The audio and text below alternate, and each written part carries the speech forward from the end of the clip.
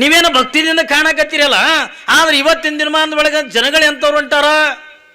ನೀವು ಇನ್ನ ರೆಬ್ಬೆಮ್ಮ ತಾಯಿ ಗುಡಿ ಪೂಜಾರೇ ಬಿಡ್ರಿ, ಮನೆಯಾಗಿಂದ ಜಗಲಿ ಮ್ಯಾಗಿಂದ ದೇವ್ರುಗಳು ಇಡಂಗಿಲ್ಲ ನೋಡ್ರಿ. ನೀವು ಜಗಲಿಗಳೆಲ್ಲ ಖಾಲಿಯಾಗಿ ಬಿಟ್ಟವೀಗ. ಯಾಕ? ಜಗಲಿ ಮೇಲೆ ದೇವ್ರುಗಳ ಪೂಜೆ ಮಾಡಬೇಡ್ರಿ. ಇನ್ನೊಂದು ಪೀಳಿಗೆಂದ ಹೊಂಟದ. ಹೆಣ್ಮಕ್ಳು ಹಣಿಮೆಗಿಂದ ಕುಂಕುಮ ಯಾಕೆ ಹಚ್ತೀರಿ? ಕುಂಕುಮ ಹಚ್ಚುವಂಗಿಲ್ಲ, ಬಳಿ ಹಾಕೊಳ್ಳುವಂಗಿಲ್ಲ. ಮೊನ್ನೆ ಒಂದು ವಿಚಿತ್ರ ಕೇಳಿದೆ ನಾನು. ಬಾಗಲಕೋಟೆ ಒಳಗ ಒಂದು ಗಂಡ ಒಂದು ಹೆಣ್ಣಿಗೆ ತಾಳಿ ಕಟ್ಟೋದು ಕೇಳಿವಿ. ಯಾಕ್ರಿ ಕೇಳಿವಿಲ್ಲ? ಒಂದು ಹೆಣ್ಣಿಗೆ ಒಂದು ಗಂಡ ತಾಳಿ ಕಟ್ಟೋದನ್ನ ಕೇಳಿವಿ. ಗಂಡ ಹೆಣ್ಣಿಗೆ ಯಾಕೆ ತಾಳಿ ಕಟ್ಟಬೇಕು, ಹೆಣ್ಣು ಗಂಡಿಗೆ ಯಾಕೆ ಕಟ್ಟಬಾರ್ದು ತಿಳ್ಕೊಂಡೊಂದು ಸ್ವತಃ ಒಂದು ಹೆಣ್ಣೆ ಗಂಡಿಗೆ ಅಂತ ತಾಳಿ ಕಟ್ಟಂದು ಮದುವೆ ಮಾಡ್ಕೊಂಡಿದ್ದು ಮೊನ್ನೆ ವರ್ಷ 1.5 ವರ್ಷ ಆಯ್ತು ಕೇಳಿ. ಕಾಲ್ಮಾನಗಳು ಭಾಳ ವಿಚಿತ್ರ ಬಂದಾವ. ಕಾಲ್ಮಾನ ಎಷ್ಟು ವಿಚಿತ್ರ ಬಂದವ ತಿಳ್ಕೊಂಡದ ಕೇಳಿದ್ರೆ, ಇವರೆಲ್ಲ ಈ ರೀತಿಯಾಗಿ ಮಾಡೋದ್ರಿಂದ ಮನುಷ್ಯನ ಸಾವನ್ನು ಕೂಡ ಭಾಳ ಜಲ್ದಿನೇ ಅದೇ. ಮನುಷ್ಯನಿಗೆ ಮರನ್ನು ಕೂಡ ಭಾಳ ಲೇಟ್ ಏನಿಲ್ಲ. ಯಾವ ತಪ್ಪು ನಡೀತಾನ, ಯಾವ ಅಧರ್ಮದಿಂದ ನಡೀತಾನ, ಯಾವ ಅಧರ್ಮ ಮಾರ್ಗದೊಳಗಿಂದ ಬದುಕನ್ನು ಕಳೀತಾನಲ್ಲ, ಅಂಥವನಿಗೆ ಸಾವನು ಕೂಡ ಭಾಳ ದೂರ ಏನಿಲ್ಲ. ಅವನಿಗೆ ಬೆನ್ನಿಗೆ ಸಾವದು. ಮಾತಾಡ್ಬಿಟ್ಟು ಇಲ್ಲೆಲ್ಲ ಜಾಗ ಅದಲ್ಲ, ಇಲ್ಲಿ ಮುಂದೆ ಜಾಗ ಇಲ್ರಿ, ಇಲ್ಲೇನು ನೀರು ಚೆಲ್ಲವೆ ಅಲ್ಲಿ? ಹಾಂ ಕೇಳ್ರಿ. ಹಂಗ ಇಂತಿಂದ ಒಂದೊಂದು ಕಾಲಮಾನ ಘಟ್ಟದೊಳಗೆ ಒಬ್ಬೊಬ್ರು ಮಹಾತ್ಮರಾಗಿ ಅಂತ ಹುಡ್ತಾರೆ. ಯಾರು ಇವರೆಲ್ಲ ಹುಟ್ಟಿರ್ತಕ್ಕಂಥ ಶರಣರು, ಹುಟ್ಟಿರ್ತಕ್ಕಂಥ ಮಹಾತ್ಮರು ಯಾರು ಒತ್ತುಕೊಂಡಂತ ಕೇಳಿದ್ರೆ, ಸುಮ್ಮನೆ ನಿಮಗೆಂದ ಕಲ್ಪನಾ ಇರಲಿ, 12ನೇ ಶತಮಾನದೊಳಗೆ ಮಡಿವಾಳ ಮಾಚಯ್ಯನವ್ರತ ಆಗಿವಾದ್ರು. ನೀವೆಲ್ಲರೂ ಕೂಡ ಕೇಳಿರಿ. ಮಡಿವಾಳ ಮಾಚಯ್ಯನವರು ಇವ್ರು ಯಾರು ಒತ್ತುಕೊಂಡಂತ ಕೇಳಿದ್ರೆ, ಸಾಕ್ಷಾತ್ ಅವತ್ತಿನ ವೀರಭದ್ರನೇ 12ನೇ ಶತಮಾನದೊಳಗ ಯಾವ ಮಡಿವಾಳ ಮಾಚಯ್ಯನಾಗಿ ಅಂದ ಹುಟ್ಟದ. ಬಸವಣ್ಣ ಏನ್ರಿ ನಂದಿ ಬಸವಣ್ಣನಾಗಿ ಅಂದ ಹುಟ್ಟದ. ಪಾರ್ವತಿಯ ಚಿತ್ತ ಕಡೆ ಅಕ್ಕಮ್ಮದೇವಿಯಾಗಿಂದ ಹುಟ್ಟಿದ್ರು. ಇವೆಲ್ಲ ಹೆಂಗವ ಇತಿಹಾಸಗಳನ್ನು ತೆಗೆದು ನೋಡ್ರೆ, ಒಬ್ಬೊಬ್ಬ ದೇವಾನುದೇವತೆಗಳು ಈ ಭೂಲೋಕದೊಳಗಿಂದ ಶರಣರು, ಸಂತರು, ಮಹಾತ್ಮರಾಗಿಂದ ಭೂಮಿಗೆಂದ ಹುಟ್ಟುತ್ತಾರ ತಂದಾಗ, ಇಲ್ಲಿ ಪಾರ್ವತಿ ಎಂಥ ದಂಪತಿಗಳ ಗರ್ಭ ಹುಡುಕಲಿಕ್ಕತ್ತಾಳೆ ತಗೊಂಡು ಕೇಳಿದ್ರೆ, ಪುಣ್ಯವಂತ ಧರ್ಮದ ಗರ್ಭವನ್ನು ಹುಡುಕಲಿಕ್ಕತ್ತಾಳೆ.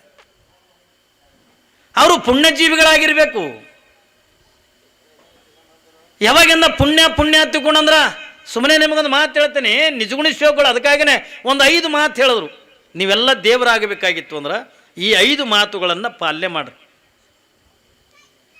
ಏನು 5 ಮಾತ? ಇವು ಖರೀದಿ ಮಾಡ್ಕೊಂಡು ತರ್ತಕ್ಕಂಥವಲ್ಲ, ಎಲ್ಲರ ಅಂದ್ರೆ ಯುದ್ಧ ಆಡಿ ತರ್ತಕ್ಕಂಥವಲ್ಲ, ಎಲ್ಲರ ಪಾದಯಾತ್ರಕ್ಕೆ ಹೋಗಿ ಏನೇನೋ ಮಾಡಿ ಅಂದ ತರ್ತಕ್ಕಂಥವಲ್ಲ ಇವು. ಒಂದು 5 ಮಾತ. ಬಸವಣ್ಣನವರು 7 ಮಾತು ಹೇಳ್ಯಾರ, ಆದ ನಿಜಗುಣಿಸೋಗಳಿಂದ 5 ಮಾತು ಅಂತ ಹೇಳ್ತಾರೆ. ಏನು ಹೇಳ್ತಾರೆ ಅವರು? ಯಾವ ಈ 5 ಮಾತುಗಳನ್ನ ಪಾಲನೆ ಮಾಡ್ತಾನಲ್ಲ, ಅವನಿಗಿಂತ ದೊಡ್ಡ ಶರಣ ಮತ್ತೊಬ್ಬ ಯಾರೂ ಇಲ್ಲ. ಏನ್ರಿ? ಅವನಿಗಿಂತ ದೊಡ್ಡ ಶರಣರು, ಅವನಿಗಿಂತ ದೊಡ್ಡ ಸಂತರು ಮತ್ತೊಬ್ಬರು ಯಾರೂ ಕೂಡ ಇಲ್ಲ. ಏನು ಹೇಳ್ತಾರೆ ಅವರು 5 ಮಾತ ನೋಡ್ರಿ. ನಿಜಗುಣಿಸೋಗಳು ಎಷ್ಟು ಸರಳವಾಗಿ ಅಂತ ಹೇಳ್ತಾರೆ. ಶ್ರೀ ಗುರು ವಚನೋಪದೇಶವನಾಲಿಸಿದಾಗಳವುದು ನರರಿಗೆ ಮುಕುತಿ. ನೋಡ್ರಿ, ನಿಜಗುಣಿಸೋಗಳು 5 ಮಾತು ಎಷ್ಟು ಚಂದ ಅದಾವ. ಅವ್ರು ಏನು ಹೇಳ್ತಾರ? ಶ್ರೀ ಗುರು ವಚನೋಪದೇಶವನಾಲಿಸಿದಾಗಳಬಹುದು ನರರಿಗೆ ಮುಕುತಿ. ದುರಿತ ಕರ್ಮವನ್ನಲ್ಲದಿರು, ಪುಣ್ಯವನ್ನೇ ಮಾಡು, ಶಾಂತರೊಡನಾಡು, ಹರನಡಿ ಬಿಡಿ. ನೋಡ್ರಿ, ಒಂದು 5 ಮಾತವ. 5 ಮಾತು ಎಷ್ಟು ಸರಳ ಅವ್ರಿ.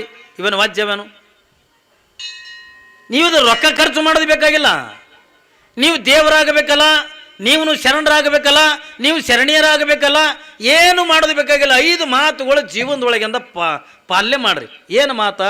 ಅವ್ರು ಹೇಳ್ತಾರೆ ನಿಜಗುಣಿಸೋಗಳು. ಮೊದಲನೇ ಮಾತ, ನೀ ರೊಕ್ಕ ಗಳಿಸೋದು ಬೇಡ, ನೀ ಬಂಗಾರ ಗಳಿಸೋದು ಬೇಡ. ನಿನ್ನ ಬದುಕಿಗೆ ಅಂದ್ರೆ ನಿನ್ನ ಮುಕ್ತಿ ದೊರೆಯಬೇಕಾಗಿತ್ತು ಅಂದ್ರೆ, ಅಂದ್ರೆ ನಿನ್ನ ಜೀವನಕ್ಕೆ ಅಂದ್ರೆ ಸುಖ ಸಿಗಬೇಕಾಗಿತ್ತು ಅಂತಂದ್ರೆ, ನಿಜಗುಣಿಸೋಗಳನ್ನ ಹೇಳ್ತಾರೆ, ಗುರುವಿನ ವಚನವನ್ನ ಪಾಲನೆ ಮಾಡು. ನೋಡು, ಅವ್ರೆರಡು ಚಂದ ಹೇಳ್ತಾರ. ನಿನ್ನ ಜೀವನ ಸುಖಮಯವಾಗಿ ಸಾಗಬೇಕಾಗಿತ್ತು ಅಂದ್ರೆ, ನಿನ್ನ ಬದುಕಿನೊಳಗೆ ಆನಂದ ನೆಮ್ಮದಿಯನ್ನು ತಗೊಂಡ ಕಾಣಬೇಕಾಗಿತ್ತು ಅಂದ್ರೆ, ಮುಕ್ತಿ ಅಂದ್ರೆ ಏನು? ಮುಕ್ತಿ ಅಂದ್ರೆ ಸಾವಲ್ಲ. ಭಾಳ ಮಂದಿ ಮುಕ್ತಿ ಹತ್ತಿಕೊಂಡ್ರೆ ಸಾವು ತಿಳ್ಕೊಂಡ್ರೆ, ಮುಕ್ತಿ ಒಂದದ್ರಿ ಅಂತಂದ್ರೆ ಸತ್ರು ಹತ್ತಿಕೊಂಡ್ರೆ ಅರ್ಥಕ್ಕ. ಮುಕ್ತಿ ಅಂದ್ರೆ ಬಿಡುಗಡೆ. ಅವನು ಜೇಲ್ದಿಂದ ಮುಕ್ತಿ ಆದನ್ರಿ ಎತ್ತಿಕೊಂಡ್ರ ಅಂದ್ರೆ ಅವನು ಜೇಲ್ನಿಂದ ಬಿಡುಗಡೆ ಆದ. ಹಾಗಾದ್ರೆ ಇಲ್ಲಿ ಅದರಿಂದ ಬಿಡುಗಡೆ ಆಗುವುದು ಹತ್ತಿಕೊಂಡದ ಕೇಳಿದ್ರೆ, ಭವಸಾಗರದಿಂದ ಬಿಡುಗಡೆ ಆಗೋದು. ಅವ್ರೇನು ಹೇಳ್ತಾರ? ಗುರುವಿನ ವಚನವನ್ನು ಪಾಲನೆ ಮಾಡುವುದರಿಂದ ಏನು ನಿನಗೇನ ಮುಕ್ತಿ ದೊರೀತದ ತಿಳ್ಕೊಂಡಂದ್ರ ಈ ಭವಬಂಧನದಿಂದ ಬಿಡುಗಡೆ ಆಗ್ತದತ್ತ. ಯಾವುದರಿಂದ? ಭವಬಂಧನದಿಂದ. ಸಂಸಾರ ಅನ್ನುವಂಥದ್ದು ಏನೈತಲ್ಲ, ನಾನು ನಂದು ನನ್ನಿಂದಲೇ ಏನ್ರಿ ಇವೆಲ್ಲ ಏನಿರ್ತದಲ್ಲ, ನಾನೇ ಶ್ರೀಮಂತನಾಗಬೇಕು, ನಾನೇ ಇದು ಆಗಬೇಕು, ಇವೆಲ್ಲ ನಾನು ನಂದು ಅನ್ನುವಂಥದ್ದು ಏನೈತಲ್ಲ, ಈ ಎಲ್ಲ ಭವಸಾಗರದಿಂದ ನಿನ್ನ ಬದುಕಿಗೆ ಮುಕ್ತಿ ಸಿಗಬೇಕಾಗಿತ್ತು ಅಂದ್ರೆ ನೀನು ಮೊದಲು ಗುರುವಿನ ವಚನವನ್ನು ಪಾಲನೆ ಮಾಡಬೇಕು. ಆ ಗುರುವಿನಲ್ಲಿ ಇರ್ತಕ್ಕಂಥ ಜ್ಞಾನವನ್ನು ಸಂಪಾದನೆ ಮಾಡಬೇಕು. ಗುರು ಅಂದ ಮಾತ್ರಕ್ಕಂದ ಈಗ ಇವತ್ತಿನ ದಿನಮಾನದಾಗ ಶಿಕ್ಷಕರು ಗುರುಗಳು ಆಲಕತ್ತಾರ ಏನ್ರಿ. ಈಗ ಯಾರು ಹೆಣ್ತಿ ವಾದ್ದಳಲ್ಲ ಕಾವಿ ಹಾಕಿಬಿಡ್ತಾನೆ ನೋಡ. ಈ ಕಾವಿ ಅಂದ್ರೆ ಭಾಳ ಸರಳ. ಈಗ ಹೆಣ್ತಿ ಗುಮ್ಮದ್ರೆ ಸಾಕು, ಅವ ಆಟೋಮೆಟಿಕ್ ಸರಳ ದಾರಿ ಅಂದರೆ ಕಾವಿ ಬಟ್ಟೆ ಹಾಕೊಂಡು ಹೊಂಟು ಬಿಡೋದು. ನೋಡ್ರಿ ಎಲ್ಲ ಭಕ್ತರು ಪಾಪ ಕಾವಿ ಬಟ್ಟೆ ನೋಡಿ ನೀವು ಭಿಕ್ಷೆ ನೀಡ್ತೀರಿ, ಹೌದಿಲ್ಲ? ಕಾವಿ ಬಟ್ಟೆ ನೋಡಿ ಅಂದ ಪಾಪ ಯಾರೋ ಸ್ವಾಮಿಗಳ ತೊಗೊಂಡು ಭಿಕ್ಷೆ ನೀಡ್ತೀರಿ, ಆನಂದ ಜೀವನ ನಡೀತದ ಒಂದು. ನಾವು ಇಂಥ ಗುರುಗಳ ಬಗ್ಗೆ ನಾವು ಹೇಳಕತ್ತಿಲ್ಲ. ನಮಗೆ ಎಂಥ ಗುರುಗಳು ಬೇಕು? ಒಬ್ಬ ಜ್ಞಾನಿಯಾಗಿರ್ತಕ್ಕಂಥ ಸಕಲ ವೇದ ಶಾಸ್ತ್ರಗಳನ್ನು ಕೂಡ ಬಲ್ಲಂಥ ಒಬ್ಬ ಸದ್ಗುರುನಾಥ ಇರಬೇಕು. ಗುರು ಒಬ್ಬ ತಪಸ್ವಿಯಾಗಿರಬೇಕು, ಗುರು ಜ್ಞಾನಿಯಾಗಿರಬೇಕು. ಅಂದಾಗ ಮಾತ್ರ ಅಂಥ ಗುರುವಿನಲ್ಲಿರ್ತಕ್ಕಂಥ ಜ್ಞಾನ ಅಂತಕ್ಕಂಥ ಸಂಪಾದನೆ ಮಾಡಿ ಅವನ ಉಪದೇಶದಿಂದ ಅವ ಯಾವ ಮಾರ್ಗವನ್ನು ತೋರಿಸ್ತಾನೋ ಆ ಮಾರ್ಗದೊಳಗೆ ನಡೆದಿವೆ. ದೊಡ್ಡ ದೊಡ್ಡ ಮನೆ ಕಟ್ಟೀರಿ, ಮನೆಯಾಗಿಂದ ರೊಕ್ಕ ಇಟ್ಟೀರಿ, ಬಂಗಾರ ಇಟ್ಟೀರಿ, ಎಲ್ಲಾನೇ ಕೂಡ ಇಟ್ಟೀರಿ ನಿಜ. ಆದ್ರೆ ನಿಮಗೆ ನೆಮ್ಮದಿ ಆದೇನ್ರಿ ಎತ್ತುಕೊಂಡು ಕೇಳಿದ್ರೆ ನಾವು ಯಾರು ಕೂಡ ನೆಮ್ಮದಿಯಿಂದ ಇಲ್ಲ ತಗೊಂಡು ಹೇಳ್ತೀವಿ ಹೊರತಾಗಿ ಏನೋ ಭಾಳ ನೆಮ್ಮದಿದಿಂದ ಇದೀನ್ರಿ ಎತ್ತುಕೊಂಡು ಹೇಳ್ತಕ್ಕಂಥವ್ರು ಯಾರೂ ಇಲ್ಲ. ಯಾಕೆ ತಗೊಂಡ ಕೇಳಿದ್ರೆ ಆ ನೆಮ್ಮದಿ ಎಲ್ಲಿನೂ ಕೂಡ ರೊಕ್ಕದಾಗಂದ ಸಿಗತಕ್ಕಂಥದ್ದಲ್ಲ, ಆ ನೆಮ್ಮದಿ ಬಂಗಾರದೊಳಗಂದ ಸಿಗತಕ್ಕಂಥದ್ದಲ್ಲ. ಆ ನೆಮ್ಮದಿ, ಆ ಮುಕ್ತಿ ಅನ್ನತಕ್ಕಂಥದ್ದು ಬಹಳ ನೂರಾರು ಎಕರೆಯಿಂದ ಹೊಲ ಗಳಿಸೋದ್ರಿಂದ ನಮ್ಮ ಮುಕ್ತಿ ಸಿಗ್ತದೇನ್ರಿ ಎತ್ತುಕೊಂಡ ಕೇಳಿದ್ರೆ ಮುಕ್ತಿ ಸಿಗಂಗಿಲ್ಲ. ಆ ಮುಕ್ತಿ ಸಿಗಲೇಬೇಕಾಗಿತ್ತು ಎತ್ತುಕೊಂಡ್ರೆ ಯಾರು ಬೇಕ್ರಿ ಎತ್ತುಕೊಂಡ್ರೆ ಒಬ್ಬ ಸದ್ಗುರುನಾಥ ಬೇಕು ಏನ್ರಿ, ಒಬ್ಬ ಜ್ಞಾನಿಯಾಗಿರ್ತಕ್ಕಂಥ ಗುರು ಬೇಕು. ಹಿಂದೆ ನಿಮಗೆಲ್ಲರಿಗೂ ಕೂಡ ಗೊತ್ತದ ಲಚ್ಚಣ ಸಿದ್ದಪ್ಪ ಮಹಾರಾಜರು. ಲಚ್ಚಣ ಸಿದ್ದಪ್ಪ ಮಹಾರಾಜರು ಇಲ್ಲಿ ನನ್ನ ಹುಟ್ಟಿದೂರಿಂದ ಕನ್ನೊಳ್ಳಿ, ನಿಮ್ಮೆಲ್ಲರಿಗೂ ಕೂಡ ಗೊತ್ತದ. ನಂದು ಹುಟ್ಟಿದೂರು ಇಲ್ಲೇ ಸಿಂದಗಿ ತಾಲೂಕಿಂದ ಕನ್ನೊಳ್ಳಿ. ಕನ್ನೊಳ್ಳಿ ಒಳಗಿಂದ ಒಂದು ಮಠ ಇದೆ ನಂದು. ಅದು ಯಾವ ಮಠ ಹತ್ತಿಕೊಂಡದ ಕೇಳಿದ್ರೆ ದೊಡ್ಡಪ್ಪ ಮಹಾರಾಜರು ಹೊತ್ತಿಕೊಂಡಂದು. ಅವರು ಲಿಂಗಾಯತ ಉಪ್ಪಾರು. ಯಾರು? ಕನ್ನೊಳ್ಳಿ ದೊಡ್ಡಪ್ಪ ಮಹಾರಾಜ ಲಿಂಗಾಯತ ಉಪ್ಪಾರು. ಲಚ್ಚಣ ಸಿದ್ದಪ್ಪ ಮಹಾರಾಜ ಇವರೆಲ್ಲ ಏನು ಹೊತ್ತಿಕೊಂಡದ ಕೇಳಿದ್ರೆ ಇವರು ಪಂಚಾಳರು.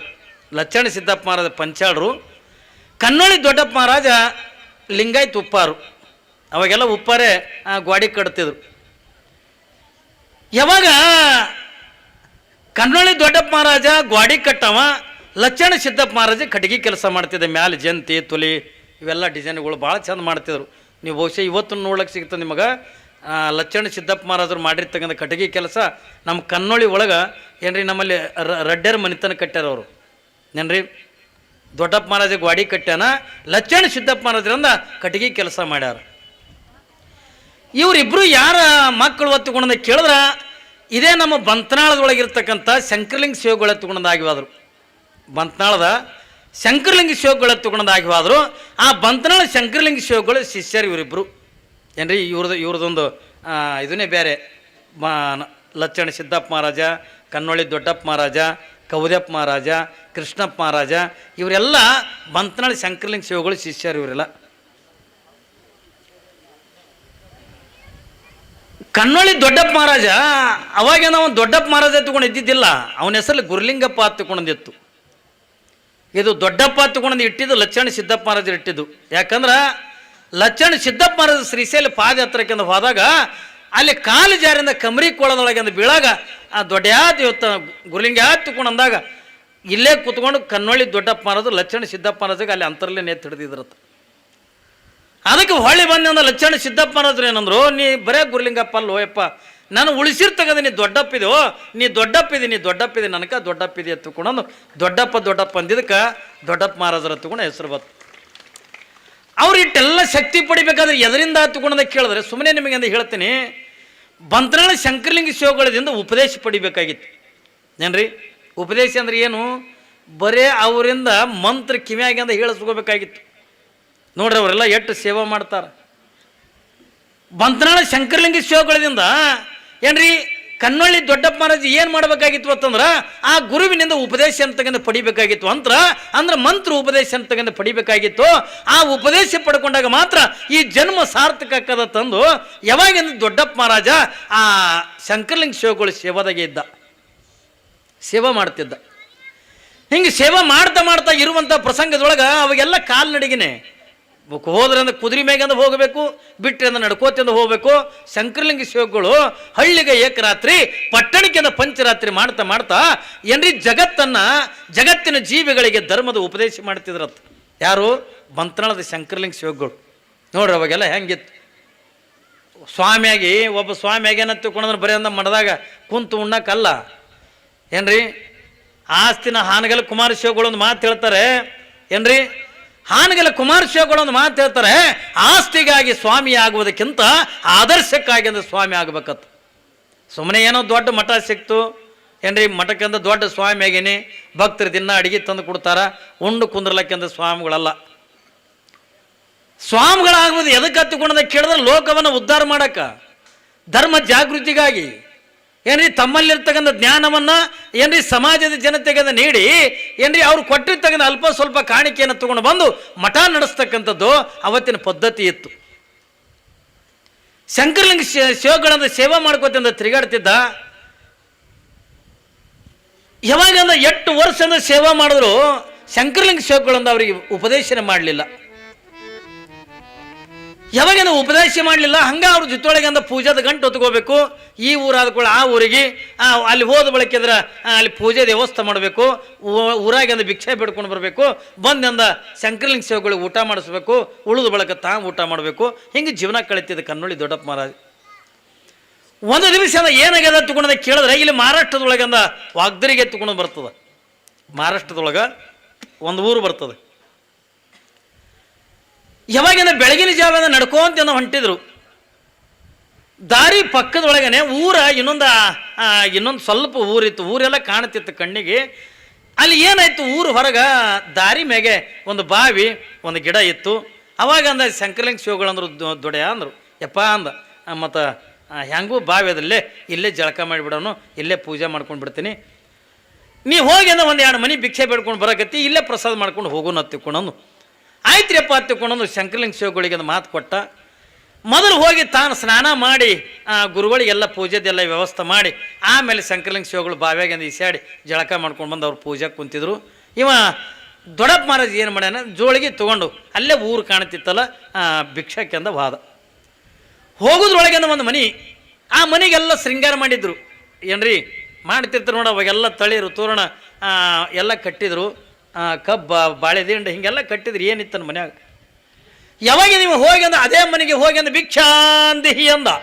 ಯಾರು? ದೊಡ್ಡಪ್ಪ ಮಹಾರಾಜ್ ಏನಂತಾನ, ಅದು ಏನು ಎಲ್ಲ ಅಲಂಕಾರ ಶೃಂಗಾರ ಮಾಡಿದ್ರಲ್ಲ ಆ ಮನೆ ಇದ್ರಿಗಿಂದ ಹೋಗಿ ನಿಂತ್ಕೊಂಡು ಭಿಕ್ಷಾಂದಿಹಿ ಅಂದ. ಯಾವಾಗಿಂದ ಭಿಕ್ಷಾಂದಿ ಎತ್ತಿಕೊಂಡು ಅಂದಾಗ ಆ ಮನೆ ಮಾಲಕಂದ ಹೊರ ಕಟ್ಟಿಗೆ ಕುಂತಿದ್ದ. ಪಾಪ ಯಾವನ ಸಾಧು ಬಂದಾನ ಏನ್ರಿ, ಸಾಧು ಬಂದಾನ. ಅದಕ್ಕೆ ಮನೆಗಂದ ಹೆಣ್ತಿಗಂದ ಏನ ಕರಿಲಾರ್ದೇನೆ ತಾನೇ ತಾನಾಗನೆ ಒಬ್ಬ ಸಾಧು ಬಂದಾನ. ಮೊದಲು ಮಾಡಿದ್ದಂದ ಹೋಳಿಗೆ ಆ ಸಾಧುಗೆ ನೀಡಲ್ಲ ತಿಳ್ಕೊಂಡು ಮನೆಗಿಂದ ಹೋಳಿಗೆ ಮಾಡಕತ್ತಿದ್ರು. ಒಂದು ಹೋಳಿಗೆಯಿಂದ ಸುಡ ಹೋಳಿಗೆಯಿಂದ ನೀಡು ಪಾಪ ಸಾಧು ಉಳ್ಳೆತ್ತಿಕೊಂಡು ಮನೆ ಮಾಲಕ್ಕೆಂದ ಅಂದ.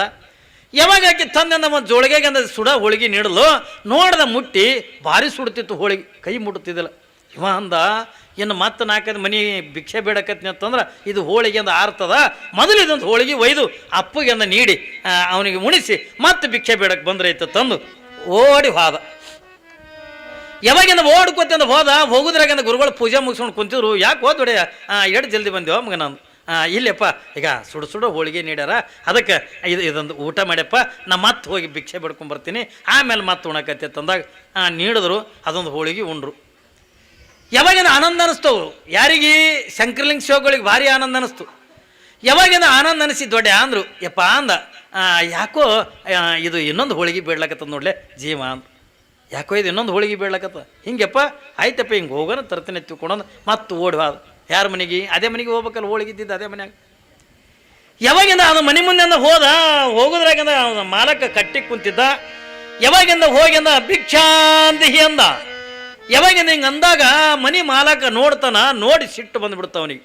ಏನೋ ಸಾಧು ಏನೋ ಒಂದು ಸುರುವಿಗೆ ಅಂತ ಬಂದಿದೆ ತಿಳ್ಕೊಂಡಂದು ಒಂದು ಹೋಳಿಗೆ ನೀಡಿದ್ರೆ ರುಚಿ ಹತ್ತಂದ ಮಗನ ಪದೇ ಪದೇ ನನ್ನ ಮನೆಗೆ ಬರ್ಲಕ್ಕ ಇಲ್ಲ ನಿನ್ನ ಸಲುವಾಗಿ ಮಾಡ್ಲಕತ್ತೀವ ನಾವು ಹೋಳಿಗೆ ನೀಡಂಗಿಲ್ಲ ನಡಿ ಎತ್ತಿಕೊಂಡಂದ. ಇಲ್ಲಪ್ಪ ಇದು ನನ್ನ ಸಲುವಾಗಿ ಅಲ್ಲ, ಎಂದೂ ಬೇಡಲಾರ್ದಂಥ ನನ್ನ ಗುರುನಾಥ, ಎಂದೂ ಬೇಡಲಾರ್ದಂಥ ನನ್ನ ತಂದೆ ನಮ್ಮಪ್ಪ ಬೇಡ್ಲಕತ್ತಾನ, ಅದಕ್ಕೆ ಇನ್ನೊಂದು ಹೋಳಿಗೆ ನೀಡ್ರಪ್ಪ ಅಂದ. ಯಾವಾಗಿಂದ ಯಾ ಅಪ್ಪ ಯಾ ಗುರು ಮಗನ ಇದೆಲ್ಲ ನಾಟಕ ಹಚ್ಚಿರಿ ನನ್ನ ಮಕ್ಕಳೇ, ನಡಿ ನೀಡಂಗಿಲ್ಲ ನಡಿ. ಇಲ್ಲಪ್ಪ ಏನೇನು ಮಾಡಿ ಇನ್ನೊಂದು ಹೋಳಿಗೆ ನೀಡು, ಇನ್ನೊಂದು ಹೋಳಿಗೆ ನೀಡು, ಅಪ್ಪ ಎಂದೂ ಬೇಡ್ಲಕತ್ತಾನೆ ಇನ್ನೊಂದು ಹೋಳಿಗೆ ನೀಡು. ಯಾವಾಗಿಂದ ಮನಿ ಮಾಲಕಂದ ಅಟ್ಟು ಗುರುವಿನ ಮೇಲೆ ಅಟ್ಟು ಭಕ್ತಿ ಅನ್ನ ಮಗನೆಂದನು. ಹೂನಪ್ಪ ಮತ್ತು ಅವನು ಬಿಟ್ಟ ಏನದಪ್ಪ ನನಗೆ ಅಂದ. ಗುರುವಿನ ಮೇಲೆ ಅಟ್ಟು ಭಕ್ತಿ ಇದೆ ನೀನು ಗುರುವಿನ ಮೇಲೆ ಅಟ್ಟ ನಂಬಿಕೆ ಅದ ನಿನಗ. ಹೂನಪ್ಪ ಮತ್ತು ಗುರುವಿನ ಬಿಟ್ಟು ನಮಗೇನದಪ್ಪ, ಗುರುವಿನ ಬಿಟ್ಟು ಏನದ, ಅವನು ಸುಖನೇ ನನ್ನ ಸುಖ, ಅವ ಆನಂದ ಇದ್ರೆ ನಾ ಆನಂದ. ಮತ್ತು ಎಂದೂ ಬೇಡಲಾರ್ದಂದ ಗುರು ಅಂದ ಇವತ್ತು ಹೋಳಿಗೆ ಕೇಳಕತ್ತ ಇನ್ನೊಂದು ತಂದಾಗ ಅಮ್ಮನ ನಾ ಬರಲೇಬೇಕಲ್ಲಪ್ಪ, ಅದಕ್ಕೆ ಇನ್ನೊಂದು ಹೋಳಿಗೆ ನೀಡು ಮಗನ. ನಿನ್ನ ಗುರುವಿನ ಮೇಲೆ ಅಟ್ಟು ಭಕ್ತಿನ ಇತ್ತು ಹತ್ತಿಕೊಂಡಂದ್ರೆ ಒಂದು ಕಣ್ಣು ಕಿತ್ತು ಕೊಡು ಮಗನ ಅಂದಾಗ ನಿನಗೆ ಹೋಳಿಗೆ ನೀಡ್ತೀನಿ ಅಂದ. ಒಂದು ಕಣ್ಣು ಕಿತ್ತು ಕೊಡು ನೋಡ, ನಿನ್ನ ಗುರುವಿನ ಮೇಲೆ ಎಷ್ಟು ಭಕ್ತಿ ಅದ. ಯಾವಾಗ ನಿನ್ನ ಗುರುವಿನ ಮೇಲೆ ಎಷ್ಟು ಭಕ್ತಿ ಅದ, ಎಷ್ಟು ಶ್ರದ್ಧೆ ಅದ ನೋಡ್ತೀನಿ ನಾನು. ಒಂದು ಒಂದು ಒಂದು ಹೋಳಿಗೆ ಬೇಕಾಗಿತ್ತು ಅಂದ್ರೆ ಒಂದು ಕಣ್ಣು ಕಿತ್ತು ಕೊಟ್ರೆ ಅಂದ್ರೆ ಒಂದು ಹೋಳಿಗೆ ಕೊಡ್ತೀನಿ ಅಂತಂದಾಗ ದೊಡ್ಡಪ್ಪ ಮಹಾರಾಜ ನಗಲಕತ್ನತ್ತಲ್ಲ. ಏನ್ರಿ ದೊಡ್ಡಪ್ಪ ಮಹಾರಾಜ ನಗಲಕತ್ನತ್ತ. ಯಪ್ಪ ಇದಕ್ಕಿಂತ ದೊಡ್ಡ ಭಾಗ್ಯ ಮತ್ತೊಂದು ಏನದ, ಗುರುವಿಗಾಗಿ ಅಂದ್ರೆ ಕಣ್ಣು ಅರ್ಪಣೆ ಹಾಕವತ್ತಿಕೊಂಡ್ರ ಇದಕ್ಕಿಂತ ಭಾಗ್ಯ ಮತ್ತೊಂದು ಏನದಪ್ಪ. ಆಯ್ತಪ್ಪ ನೀ ಹೇಳ್ದಂಗೆ ಅಂದ್ರೆ ನಾನು ಕಣ್ಣು ಕೊಡ್ತೀನಿ, ನನಗೊಂದು ಏನ್ರಿ ಕಿತ್ಕೊಳಕ್ಕೆ ಒಂದು ಏನ್ರಿ ಕುಡಿಯಪ್ಪ ಅನ್ನೋದು. ಅವ ಮನೆ ಮಾಲಕ ಈ ಮಗನ ಕಿತ್ತನ ತಗೊಂಡು ಮನೆಯಾಗಿಂದ ಹೋಗಿ ಚಾಕು ತಂದು ಕೊಟ್ಟನತ್ತ. ಯಾವಾಗಿಂದ ದೊಡ್ಡಪ್ಪ ಮಹಾರಾಜ ಇವೇನು ಕಿತ್ತನ, ಇದು ಸುಳ್ಳು ಹೇಳ್ತಾವ ಸಾಧು ಒತ್ತಿಕೊಂಡು ಯಾವಾಗಿಂದ ನೋಡ್ಕೋತ ನಿಂತಿದ್ದ. ಹಂಗೆ ಅಂದ ಹಿಂಗೆ ಚಾಕು ಕಣ್ಣಾಗಿಂದ ಹಾಕಿ ಕಣ್ಣಿನ ಗುಡ್ಡಿನ ಕಿತ್ತಿ ಅವನ ಕೈ ಕೊಟ್ಟ. ಏನ್ರಿ ಯಾವಾಗಿಂದ ಒಂದು ಕಣ್ಣಿನ ಗುಡ್ಡಿನ ಕಿತ್ತು ಕೊಟ್ಟ. ಯಪ್ಪ ಈಗಾರ ನೀಡು, ನಮ್ಮ ಅಪ್ಪ ಕುಂತಾನಲ್ಲಿ ಏನ್ರಿ ಮುಸುರುಗಲ್ಲಿ ಹಂಗೆ ಕುಂತಾನ, ಇನ್ನೊಂದು ಹೋಳಿಗೆ ನೀಡು. ಇವಾಗ ಗಾಬರಿ ಅದ ಮಾಲಕ, ಇದೇನು ಹುಚ್ಚದ ಸಾಧು, ಯಾವ ಗುರು ಯಾವ ಶಿಷ್ಯ ಸುಮ್ಮನೆ ಕಣ್ಣು ಕಳ್ಕೊತಲ್ಲ ಇದು ಪಾರ ತಿಳ್ಕೊಳೋದು. ಅವ ಒಳಗೆ ಹೋಗಿ ಅಂದ ಒಂದು ಹೋಳಿಗೆ ತಂದು ನೀಡ್ದ. ಯಾವಾಗಂದ ಅದೊಂದು ಹೋಳಿಗೆ ತೊಗೊಂಡು ಓಡ್ಕೋತ ಬಂದ, ಒಂದು ಕೈ ಅಂದ ಕಣ್ಣಿಗೆ ಹಿಡ್ದ, ಓಡ್ಕೋತ ಬಂದ. ಬರುದ್ರಾಗಂದ ಗುರುಗಳು ಕುಂತಿದ್ರು, ಅದೊಂದು ಹೋಳಿಗೆ ನೀಡ್ದ. ಯಾವಾಗಂದ ಶಂಕರಲಿಂಗ ಶಿವಗಳು ಅದನ್ನು ಒಂದು ಹೋಳಿಗೆ ಊಟ ಮಾಡಿದ್ರು. ಯಾವಾಗಂದ ಅದು ಒಂದು ಹೋಳಿಗೆ ಊಟ ಮಾಡಿದ್ರು. ಊಟ ಮಾಡೋದ ಬಳಕ ನಿಮಗೆ ಹೇಳ್ತೀನಿ, ಶಂಕರಲಿಂಗ ಶಿವಗಳಂದ್ರು ದೊಡ್ಡ ಅಂದರು. ಯಪ್ಪ ಅಂದ, ಯಾಕೋ ಇದು ಇನ್ನೊಂದು ಕೇಳಕತ್ತದ ನೋಡ್ಲೆ ಹೋಳಿಗೆ ಅಂದ್ರು. ಹೋಳಿಗೆ ಯಾಕೋ ಇದು ಇನ್ನೊಂದು ಕೇಳಕತ್ತದ ಜೀವ. ಹಿಂಗೆ ಅಯ್ಯಪ್ಪ ಹಿಂಗೆ ಹೋಗೋಣ ಹಿಂಗೆ ಬರ್ತೀನಪ್ಪ ಹತ್ಕೊಂಡದು ಓಡಿ ಬಂದ. ಯಾವಾಗಿಂದ ಓಡಿ ಬರ್ದಕ್ಕೆ ಅದೇ ಮಾಲಕ್ಕಿಂದ ಬಾಗಲಾಗೆ ಕುಂತಾನ. ಅಲ್ಲೋ ಒಂದು ಕಣ್ಣು ಕೊಟ್ಟಂದ ಹೋಳಿಗೆ ಬೈದಿದಿ, ಮತ್ತೆ ಅದಕ್ಕೆ ಬಂದಿದಿ. ಯಪ್ಪ ನಮ್ಮ ಅಪ್ಪಗಿಂದ ಇನ್ನೊಂದು ಹೋಳಿಗೆ ಬೇಕತ್ತ, ಈಗ ಇದೊಂದು ಕಣ್ಣು ಕಿತ್ತು ಕೊಡ್ತೀನಿ, ನನಗೆ ಇನ್ನೊಂದು ಹೋಳಿಗೆ ನೀಡತ್ತೆ ಕೊಂಡೋದು. ಅವ ಕಿತ್ತಿ ಕೊಡು ಅಲ್ಲಾರ್ದೇನೆ ಇವನೇ ಕಿತ್ತಿ ಅವನ ಕೈಯಾಗ ಕೊಟ್ಟನತ್ತು. ಏನ್ರಿ ಅದೊಂದು ಕಣ್ಣು ಕಿತ್ತಿ ಅಂದ ಕೊಟ್ಟ. ಎರಡು ಕಣ್ಣುಗಳಿಂದ ಸಾವುಕಾರನಿಂದ ಕೊಟ್ಟ.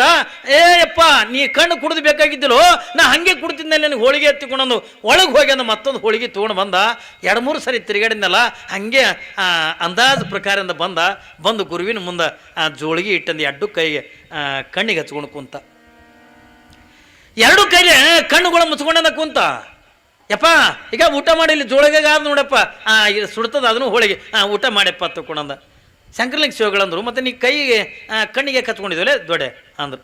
ಯಪ್ಪ ನೀ ಎಂದೂ ಬೇಡಲಾರ್ದಂಥವ, ನೀ 2-3 ಹೋಳಿಗೆ ಅಂದ ಬೇಡಿ ಉಣ್ಣಾಕತ್ತಿದೆಯಲ್ಲ, ಅದಕ್ಕೆ ಈ ಪಾಪಿ ಕಣ್ಣುಗಳು ಎಲ್ಲಿ ನೋಡಿ ನಿನ್ನ ಹೊಟ್ಟಿಗಿಟ್ಟಿ ಕಡ್ದಿತ್ತು, ನೆದರಿಗಿದ್ರೆ ಆಗಿತ್ತ ತಗೊಂಡು ಕಣ್ಣು ಮುಚ್ಕೊಂಡಿನಪ್ಪ ಅಂದ. ಕಣ್ಣು ಕೊಟ್ಟು ಹೋಳಿಗೆ ತಂದಿಲ್ಲ. ಏನಂತನವ, ನೀ 2-3 ಹೋಳಿಗೆ ಉಣ್ಣಾಕತ್ತಿದೆಯಲ್ಲ, ಎಲ್ಲಿ ಈ ಕಣ್ಣಿನಿಂದ ನೋಡಿದ್ನಿ ಅಂದ್ರೆ ನಿನಗೆ ನೆದರ ಆಕತ್ತಪ್ಪ, ಅದಕ್ಕೆ ನೀವು ಊಟ ಮಾಡು. ಶಂಕರಲಿಂಗ ಶಿವಗಳಂದ್ರು, ದೊಡ್ಡ ನೀ ಸೇವಾ ಮಾಡ್ತಿದ್ದೆ ತಿಳ್ಕೊಂಡದ, ನೀ ಯಾರು ತಿಳ್ಕೊಂಡಿದ್ದಪ್ಪ, ನೀ ನನ್ನ ತಾಯಿ ಇದ್ದಂಗೆ ಮಗ. ನೋಡ್ರಿ ಶಂಕರಲಿಂಗ ಶಿವಗಳಂತಾರ, ತಾಯಿ ಮಗ ಊಟ ಮಾಡೋದು ನೋಡಿದ್ರೆ ಎಂದರೆ ಹೊಟ್ಟೆ ಕಡಿತದಲ್ಲೇ ಕೈ ತೆಗಿ ಅಂದರು. ಇಲ್ಲಪ್ಪ ಇಲ್ಲ, ನಾ ಕೈ ತೆಗಂಗಿಲ್ಲ, ನೀ ಹೋಳಿಗೆ ಉಂಡು ಬೆಳಗ್ಗೆ ನಾನು ತೈತೀನಿ. ನೀ ಕೈ ತೆಗಿಲ್ಲ ನಾ ಊಟನೇ ಮಾಡಂಗಿಲ್ಲ, ನನಗೇನಾಗಂಗಿಲ್ಲ. ಓ ದೊಡ್ಡಪ್ಪ ನನಗೇನಾಗಂಗಿಲ್ಲ, ನನಗೆ ನೆದರ ಆಗಂಗಿಲ್ಲ, ದೃಷ್ಟಿ ಆಗಂಗಿಲ್ಲ, ನನಗೇನಾಗಂಗಿಲ್ಲ. ನೀ ಕೈ ತೆಗಿ. ಬ್ಯಾಡಪ್ಪ ಬ್ಯಾಡ. ಇಲ್ಲೋ ನೀ ಕೈ ತೆಗೆದ್ರೆ ತೆಗಿ ಎತ್ತಿಕೊಂಡೊಂದು ಯಾವಾಗಿಂದ ಒತ್ತಾಯ ಮಾಡಿ ಸಿಟ್ಟಿಗೆ ಅದು ಬೈಲ ಕತ್ಕೊಳ್ಳೇನ, ಅವಾಗಿಂದ ದೊಡ್ಡಪ್ಪ ಮಹಾರಾಜ ಕೈಗೆ ಹಿಡಿದಿದ್ದಿಂದ 2 ಕೈಗಳಿಂದ ತೆಗೆದ ಕಣ್ಣಿಗೆ ಹಿಡಿದಿದ್ದು. ಯಾವಾಗಿಂದ ಕಣ್ಣಿಗೆ ಹಿಡಿದಿದ್ದಿಂದ ಕೈಗಳು 2 ತೆಗೆದಲ್ಲ, ಮೊದಲು ಹೆಂಗಿದ್ದು ಕಣ್ಣು ಹಂಗೆ ಇದ್ದು ಅಂತ ದೊಡ್ಡಪ್ಪ ಮಹಾರಾಜನು. ಏನ್ರಿ ಮೊದಲು ಹೆಂಗೆ ಅಂದ ಚಂದ ನೋಡ್ತಿದ್ನಿಲ್ಲ, ಮೊದಲು ಹೆಂಗಿದ್ದು ಕಣ್ಣು ಹಾಗೆ ಇದ್ದು ಸದ್ಗುರುನಾಥ ಇದು ಗಡಿಗೆ ಸುಟ್ಟದೇನಿಲ್ಲ ತಗೊಂಡು ಪರೀಕ್ಷೆ ಮಾಡ್ತಿದ್ದ. ಪರೀಕ್ಷೆದೊಳಗಿಂದ ಪಾಸ್ ಆದಾಗ ಮಾತ್ರ ಅವಾಗ ಉಪದೇಶ ಮಾಡ್ತಿದ್ರು, ಹೌದಲ್ರಿ? ಆ ಗುರುವಿನಿಂದ ಬರೀ ಒಂದು ಉಪದೇಶ ಬೇಕಾಗಿತ್ತು ಅಂತಂದ್ರೆ ಇಟ್ಟು ಶ್ರಮ ಪಡಬೇಕಾಗ್ತದೆ. ಅವತ್ತಿನ ದಿನಮಾನದೊಳಗೆ ಒಬ್ಬ ಗುರುವಿನ ಕೃಪಾ, ಗುರುವಿನ ಆಶೀರ್ವಾದ ಏನ್ರಿ ಹಂಗೆ ನೆಟ್ಟಗಂದ ಸೆಟದ ಕಾದಿ ಏನ್ರಿ ಖಡಕ್ಕಂದ ಬಟ್ಟೆ ಹಾಕೊಂಡು ಬಂದು ಅಪ್ಪವರು ನಿಮ್ಮ ಆಶೀರ್ವಾದ ಇರ್ಬೇಕು ನಮ್ಗೆ ಬರ್ತಾರೆ ನೋಡ್ರಿ ರಾಜಕಾರಣಿಗಳು. ಹಂಗೆ ಬಂದು ಕೂಡ ಅವ್ನಿಗೆ ಆಶೀರ್ವಾದ ಕೊಡ್ಬೇಕು. ನಾವು 10 ರೂಪಾಯಿ ದಕ್ಷಿಣ ಕೊಡೋಲ್ಲ ಏನ್ರಿ. ದಿನಮಾನ ಹಿಂಗದವ. ಆದ್ರೆ ಅವತ್ತಿನ ದಿನಮಾನದೊಳಗೆ ಗುರುವಿನ ಆಶೀರ್ವಾದ, ಗುರುವಿನ ಉಪದೇಶ ಏನ್ರಿ ಗುರುವಿನಿಂದ ಅಂತಃಕರಣೆ ಅಂತಕ್ಕಂಥ ಪಡಿಬೇಕಾಗಿತ್ತು ಅಂತಂದ್ರೆ ಅದನ್ನು ಪಡಿಬೇಕಾದ್ರೆ ಒಂದು ಶಿಷ್ಯ ಸೇವೆ ಮಾಡಬೇಕಾಗ್ತದೆ. ಅದಕ್ಕಾಗಿ ನೀ ಹಾಡಿದ್ರಲ್ಲ, ಗುರುವಿನ ಗುಲಾಮನಾಗುವ ತನಕ ದೊರೆಯದಣ್ಣ ಮುಕ್ತಿ. ನಿಜಗುಣ ಶಿವಗಳೇನಂತಾರ, ಶ್ರೀ ಗುರು ವಚನೋಪದೇಶವನ್ನು ಆಲಿಸಿದಾಗಲಹುದು ನರರಿಗೆ ಮುಕ್ತಿ. ಒಂದು ವೇಳೆ ಮನುಷ್ಯನಿಗೆ ಮುಕ್ತಿ ಸಿಗಬೇಕು, ಆನಂದ ಸಿಗಬೇಕು, ನೆಮ್ಮದಿ ಸಿಗಬೇಕಂತಂದ್ರೆ ಗುರುವಿನ ವಚನವನ್ನು ಪಾಲನೆ ಮಾಡಬೇಕು. ಯಾವ ಗುರುವಿನ ವಚನವನ್ನು ಪಾಲನೆ ಮಾಡ್ಯಾನು ಅವನೇ ಬದುಕಿನೊಳಗಿಂದ ದೊಡ್ಡವಾಗ್ಯಾನ, ಅವನೇ ಶರಣನಾಗ್ಯಾನ, ಅವನೇ ಸಂತನಾಗ್ಯಾನ, ಅವನೇ ಮಹಾತ್ಮನಾಗ್ಯಾನ. ಹೊರತಾಗಿ ಯಾವ ಗುರುವಿನ ಆಶ್ರಯದೊಳಗಿಲ್ಲ ಅವ ಏಸ್ ಕಾಲಕ್ಕೂ ಕೂಡ ಶರಣನಾಗಕ್ಕಾಗಂಗಿಲ್ಲ, ಸಂತನಾಗಕ್ಕಾಗಂಗಿಲ್ಲ, ಮಹಾತ್ಮನಾಗಕ್ಕಾಗಂಗಿಲ್ಲ. ಅದಕ್ಕಾಗಿ ನಿಜಗುಣ ಶಿವಗಳು ಹೇಳಿದ್ರಪ್ಪ, ನೀನೊಬ್ಬ ದೇವರಾಗಬೇಕಾ, ನೀನೇ ಶರಣನಾಗಬೇಕಾ, ನೀನೊಬ್ಬ ಸಂತನಾಗಬೇಕಾ, ಗುರುವಿನ ವಚನವನ್ನು ನಿತ್ಯ ಕೂಡ ಪಾಲನೆ ಮಾಡು. ಎರಡನೇದೇನು ಹೇಳ್ತಾರೆ ಅವರು, ಬರೀ ನೀ ಗುರುವಿನ ಸೇವಾ ಮಾಡ್ಕೊತ ಉಳಿದಲ್ಲ, ಬರೀ ಅಂದ್ರೆ ಗುರುವಿನಿಂದ ಉಪದೇಶ ಪಡೆಯೋದಲ್ಲ. ಆದ್ರೆ ಮುಂದೊಂದು ಮಾತು ಹೇಳ್ತಾರೆ, ಶ್ರೀ ಗುರು ವಚನೋಪದೇಶವನ್ನು ಆಲಿಸಿದಾಗಲಹುದು ನರಗೆ ಮುಕ್ತಿ ಅಂತ ಹೇಳಿದ್ರು. ಮುಂದೆ ಹೇಳ್ತಾರೆ, ದುರಿತ ಕರ್ಮವನ್ನು ಅಲ್ಲದಿರು. ನೋಡ್ರಿ ಅವ್ರು ಏನು ಹೇಳ್ತಾರೆ, ಇದು ಭಾಳ ಮಹತ್ವದ ಕಲ್ಪನೆ ಇರಲಿ ಮಗ. ಅವ್ರು ಏನು ಹೇಳ್ತಾರೆ ನಿಜಗುಣ ಶಿವಗಳು, ದುರಿತ ಕರ್ಮವನ್ನು ಅಲ್ಲದಿರು, ಕೆಟ್ಟದ್ದು ಮಾಡಬೇಡ. ದುರಿತ ತಗೊಂಡ್ರೆ ಕೆಟ್ಟದ್ದು. ಅವ್ರೇನು ಹೇಳ್ತಾರೆ, ಬರೀ ಗುರುವಿನ ಉಪದೇಶ ಅಂತ ಪಡ್ಕೊಳ್ಳೋದು ಅಟ್ಟಿ ಅಲ್ಲ. ನಾ ಗುರುವಿನ ಉಪದೇಶ ಪಡ್ಕೊಂಡಿನಿ, ಗುರುವಿನ ಅಂತಃಕರಣ ಆಗ್ಯದ, ಗುರುವಿನ ಆಶೀರ್ವಾದ ಆಗ್ಯದ ತಗೊಂಡು ನಾವು ಸೊಕ್ಕಿಗೆ ಬರೋದಲ್ಲ. ಅವ್ರು ಏನು ಹೇಳ್ತಾರ, ದುರಿತ ಕರ್ಮವನ್ನು ಅಲ್ಲದಿರು, ಕೆಟ್ಟದ್ದು ಮಾಡಕ್ಕೆ ಹೋಗ್ಬೇಡ. ನೀನು ಜೀವನ ಇರುವವರೆಗೂ ಕೂಡ ಏನ್ರಿ ನೀ ಇನ್ನೊಬ್ಬರಿಗಿಂದ ನೋವು ಕೊಡುವಂಗಿಲ್ಲ, ಇನ್ನೊಬ್ಬರಿಗಿಂದ ದುಃಖ ಕೊಡುವಂಗಿಲ್ಲ, ಇನ್ನೊಬ್ಬರ ಮನಸ್ಸಿಗಿಂದ ನೋವು ಮಾಡುವಂಗಿಲ್ಲ. ಅದಕ್ಕಾಗಿ ನಿಂದ ಬಸವಣ್ಣವ್ರು ಹೇಳಿದ್ರು, ಧರ್ಮ ಧರ್ಮ ಹತ್ತಿಕೊಂಡ್ರೆ ಏನು, ಧರ್ಮ ಹತ್ತಿಕೊಂಡ್ರೆ ಇವತ್ತೇನು ನಾವು ಹೊಡೆದಾಡಕತ್ತೀವಿ ನೋಡು ಏನ್ರಿ. ನೀವು ಯಾವ ಧರ್ಮ ಹತ್ತದ, ನಮ್ಮ ಬಣಜಿಗರ ಧರ್ಮ ರೀ, ನಿಮ್ದು ಯಾವ ಧರ್ಮ, ನಮ್ಮ ಐಗೋಳ ಧರ್ಮ, ನಿಮ್ದು ಯಾವ ಧರ್ಮ, ಗಾಣಿಗರ ಧರ್ಮ. ಇವೆಲ್ಲ ಧರ್ಮಗಳು ಅಲ್ಲ, ಇವು ಜಾತಿಗಳಿವು. ಕಲ್ಪನೆ ಇರಲಿ ಮಗ, ಧರ್ಮಕ್ಕೆ ಜಾತಿಗೆ ಸಂಬಂಧ ಇಲ್ಲ. ಲಕ್ಷ್ಯ ಕೊಡ್ರಿ ನೀವು. ಸುಮ್ಮನೆ ನಾವು ಹೊಡೆದಾಡ್ಲಕತ್ತೀವಿ, ಇದು ನನ್ನ ಧರ್ಮದ, ಇದು ನಿನ್ನ ಧರ್ಮದ. ಯಾವ ಧರ್ಮ? ಬಸವಣ್ಣವ್ರು ಸ್ಪಷ್ಟವಾಗಿ ಅಂತ ಹೇಳಿದ್ರು. ಏನು ಹೇಳ್ತಾರವರು, ದಯವಿಲ್ಲದ ಧರ್ಮ ಅದಾವುದಯ್ಯ, ದಯವಿರಬೇಕು ಸಕಲ ಪ್ರಾಣಿಗಳೆಲ್ಲರಲ್ಲಿ, ದಯವೇ ಧರ್ಮದ ಮೂಲವಯ್ಯ ಕೂಡಲ ಸಂಗಮ ದೇವ. ನೋಡ್ರಿ ಅವ್ರು ಏನು ಹೇಳ್ತಾರೆ, ಧರ್ಮ ಹತ್ತಿಕೊಂಡದು. ನಾವೇನು ತಿಳ್ಕೊಂಡು ರಬ್ಬಗೆ ವಿಭೂತಿ ಹಚ್ಕೊಂಡು ಈ ಊರಾಗ ಯಾರು ಧರ್ಮ ಅಂತಾರೆ ಅಂತಂದ್ಕೊಳ್ಳೋಣ ನೀವು ಹೇಳ್ತಿರಲಿಲ್ಲ, ನಮ್ಮೂರಾಗ ಒಬ್ಬನೇ ಅನ್ರಿ, ಅದೆಂಥ ಧರ್ಮದ ಕೆಲಸ ಮಾಡ್ತಾನೆ ಅಂದಿವ್ನು. ಇಲ್ರಿ ಮುಂಜಾನೆ ಅದು ಕೂಡ ಮೈ ತುಂಬ ವಿಭೂತಿ ಹಚ್ಕೊಂಡು 2 ಊದಿನ ಕಡ್ಡಿ ತೊಗೊಂಡು ಬರಿ ಮೇಲೆ ಅಂದ್ರೆ ಊರಾಗಿನ ಎಲ್ಲ ಗುಡಿಗಳು ತಿರುಗಾಡ್ತಾನೆ. ಅವು ಕೌಂಟ್ ನಾರ ಊದಿನ ಕಡ್ಡಿ ಅವು ಚಲೋನು ಅಲ್ಲ. ದೆಬ್ಬಮ್ಮಾಯಿ ಗುಡಿ ಮುಂದೆ ಹಚ್ಚಿರ್ತಾರಲ್ಲ, ಹೋಗಿರ್ತೀನಿ ಅಲ್ಲಿ ದರ್ಶನ ತೊಳಕ್ಕೆ, ಅವು ಕುಡಿದು ಹೊಗೆ ಬಡಿದ್ರೆ ನಮ್ಮ ದನಿನೇ 7 ತಿಂಗಳು ಬರಲ್ಲ ಏನ್ರಿ. 2 ಊದಿನ ಕಡ್ಡಿ ತೊಗೊಂಡು ಇಡೀ ಊರಾಗಿನ ಈ ಗುಡಿಗೆ ಹೋಗೋದು, ಅದೇ ದೀಪಕ್ಕೆ ಹಚ್ಚೋದು, ಅಲ್ಲೇ ಬೆಳಗೋದು, ಮತ್ತು ಅದೇ ಗಾಡಿಗೆ ಆರಿಸೋದು, ಮತ್ತು ಅವು 2 ಊದಿನ ಕಡ್ಡಿ ಮತ್ತೆ ತೊಗೊಂಡು ಬರೋದು. 2 ಊದಿನ ಕಡ್ಡಿಯಾಗ ಇಡೀ ಊರೇ ಮುಗಿಸ್ತಾನ ಅವನು ಧರ್ಮ ಅಂತತ್ತು ಏನ್ರಿ. ಮನಸ್ಸಿನೊಳಗೆ ಹೇಸಿಗೆ ಇಟ್ಕೊಂಡು ಕಾಸಿಗೆ ಹೋದೆಲ್ಲ ಏನಾಯ್ತು, ಕೇದಾರಕ್ಕೆ ಹೋದ್ರೆ ಏನದ ಮನಸ್ಸಿನ ದುರ್ಗುಣ ಬಿಟ್ಟು ಏನ್ರಿ. ಯಾವನೊಬ್ಬವ ಕಾಶಿಗೆ ಹೋಗಿದ್ನತ್ತು, ಕಾಶಿಗೆ ಹೋಗಿ ಸಿಟ್ಟು ಬಿಟ್ಟು ಬರ್ತೀನಿ ಅಂತೇಳಿ ಹೋಗಿದ್ನತ್ತು. ಯಾವಾಗಿಂದ ಹೋಗಿ ಅಂದ ಗಂಗಾ ನದಿಗೆ ಸ್ನಾನಗಿನ ಮಾಡಿ ಅಂದ ಸಿಟ್ಟು ಬಿಟ್ಟು ಹತ್ತಿಕೊಂಡನ್ನತ್ತು. ಅಂದು ಬಂದ ಊರಿಗೆ ಬಂದ ಕೂಡನ ಹೆಣ್ತಿ ಕೇಳೋದು, ಯಾಕ್ರಿ ಹೆಂಗಾಯ್ತು ಕಾಶಿ ಯಾತ್ರ? ಭಾಳ ಚಂದ ಆಯ್ತು. ಮತ್ತೇನೇನಾಯ್ತು? ಏನಿಲ್ಲ, ಸಿಟ್ಟು ಬಿಟ್ಟು ಬಂದೀನಿ. ಹೌದ್ರಿ, ದೊಡ್ಡ ಖುಷಿ ಆಯ್ತಕ್ಕೆ ಹೆಣ್ತಿಗೆ. ಗಂಡ ಸಿಟ್ಟು ಬಿಟ್ಟು ಬಂದಾನಂದ್ರೆ ಯಾರಿಗೆ ಖುಷಿ ಆಗಂಗಿಲ್ಲ ರೀ, ಹಾಕೋದಿಲ್ಲ. ಒಂದಕ್ಕೆ ನಮ್ಮಲ್ಲಿ ದಿನಾಕಿ ಏನು ಮಾಡ್ತಿದ್ಲು, ನೀ ಅಪ್ಪವ್ರ ಬಲ್ಲಿ ಹೋಗು ಅತ್ತಗಳು ಕಿರಿಕಿರಿ ಕೊಡ್ತಿದ್ಲು. ಎಲ್ಲ ಚಟ ಮಾಡ್ತಿತ್ತು, ದಟ್ಟು ಚಟ ಕುಡಿತಿದ್ದು ತಿಂತಿದ್ದು ಏನ್ರಿ ಮತ್ತಂದು ಎಲ್ಲನೂ ಕುಡ್ದು ಮಾಡವ. ಅದು ಸಾಕಾಗಿ ನೀ ಅಪ್ಪರ ಬಲ್ಲೆರು ಹೋಗು, ನೀ ಅಪ್ಪರ ಬಲ್ಲಿ ಹೋಗ ತಗೊಂಡು ಕಿರಿ ಕೊಟ್ಟು ಈಗಿಂದೇನು ಕಿರಿಕಿ ರೋಮಾರ ತಗೊಳಿಸಿ ಬಂದ ಅವ ಮಠಕ್ಕೆ ಬಂದು ನಮ್ಮ ಪ್ರವಚನ ಯೋಚನೆ ಕೇಳಿ ಚಲೋ ಮನಸ್ಸು ಅನ್ನಿಸ್ತು. ಏನ್ರಿ ಮೊದಲು ಕುಡಿತಿದ್ನಲ್ಲ, ಕುಡಿಯೋದು ಬಿಟ್ಟ. ಸೇದೋದು ಬಿಟ್ಟ. ಏನ್ರಿ ಇಸ್ಪೆಟ್ ಆಡೋದು ಬಿಟ್ಟ. ಬೇರೆ ಹಣ್ಣಿನ ಮೇಲೆ ಮನಸ್ಸಿತ್ತು, ಅದನ್ನು ಬಿಟ್ಟ. ಎಲ್ಲ ಬಿಟ್ಟ.